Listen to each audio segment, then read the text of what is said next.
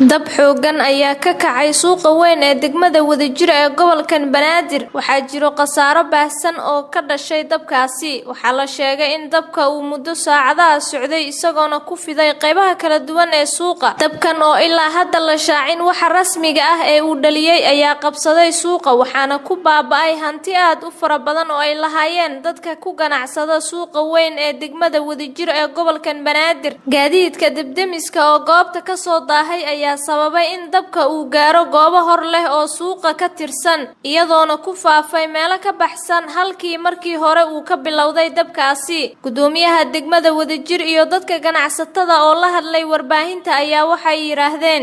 runtii waxaan ka xumahay ummadii musiibada soo gaartay waana waa u sheegeen ummadan waa waxaan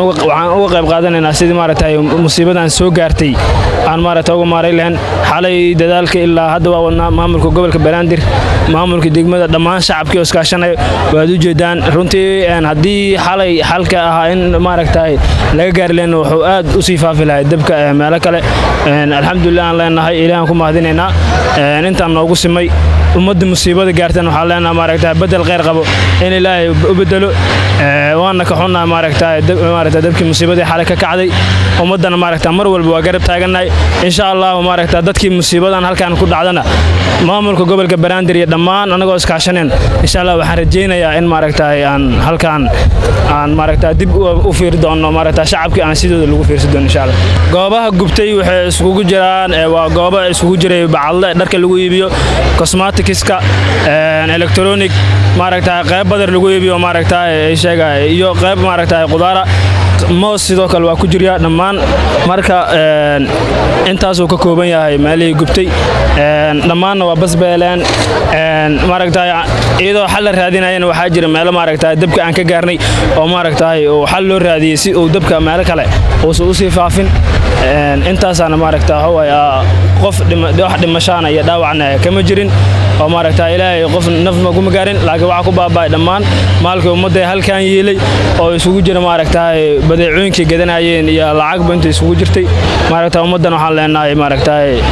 sabra oo ilaahay ku shukriya waa xaq alla musiibo ka qoran marka waa maasantihiin baa saxaafada soo dhawaado assalaamu calaykum warahmatullahi wabarakatuh waxaa hadeertaan aan la kulannay xalay 8 saac bar waxaa la kulannay qaac iyo gubitaal badan oo waxa ka dhacayo suuqa weyn oo agagaarka degmada Wadajir ilaa qaybta shoppingka ilaa iyo qaybta oo taleefanyada iyo bacadleyda iyo kulli waxay oo dhan inay khasaare fara badan oo gaartay degmada oo Wadajir hadeertaan khasaaradaas ku dhacday waxaan dawladda u sheegayaa inay wax walba gacan saar la yeelato wax u qaba kartana wax u qabato aniga khasaare fara badan ay soo gaartay laakiin taas ilaa baa khasaaradaas ay ka bakaray bini'aadam hadda wax kama sugayo wax badan ay soo gaaray taleefanyada fara badan iyo waxyaabo badan iyo iga qasaareen laakiin sadartan dad ana iga sii daranaa jira Soomaa qaar baa dahab ka gubtay qaar baa dhar bacadla sidis ka gubtay qaar baa ooynayaan dharka iska tuureen aniga hadda waxaas kuma jiro alxamdulillah lixdeeda xad waa qaba ilaahiga shalay isii amaantana isiinay Soomaa waxaan aad uga xumahay khasaaraha baaxad weyn maanta ma soo gaaray ilaa xalay ilaa hadda qaacida saas u daayo marka dhibaatadaas aad noo murugeysay marka dhibkaas aan haysto taas hadda aan rabnaa inaan ka hadalno marka waxaan leenahay dawladda iyo shacabka dhammaan ehelka qaraabada iyo tol iyo intaba oo muslimiinta wadankan jooga waxaan leenahay inay noo garab qabtaan oo waxay noo qaban karaan noo qabtaan dabka sida la sheegayo waxa ka dhaliyay koronto sida aan warka ku maqlay xalay 7 saac inta imid aniga 8 saac wax dhimanay inta imid waxaan maqlay inay meesha koronto ka gacday taas darteed intuu imid iyadoo gubinaysan ku imid suuqa maya maysan helin nadarto indhayga ugu jeeday ayagoo taagan oo waxba aan qabanin indhayga ugu jeeday aad meesha wada buuxin laakiin dadaalkooda aad u yaraa dabka xawligiis aad u ahaa si zaid hadana xilli dabeela lagu jiro dabeelay waxay ahayn dabeel aad iyo aad oo macnaha si zaid u socday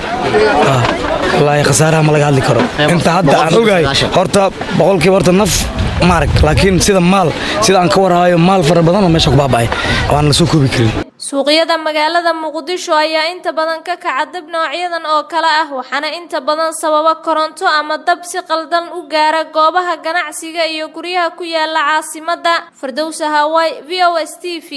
Muqdisho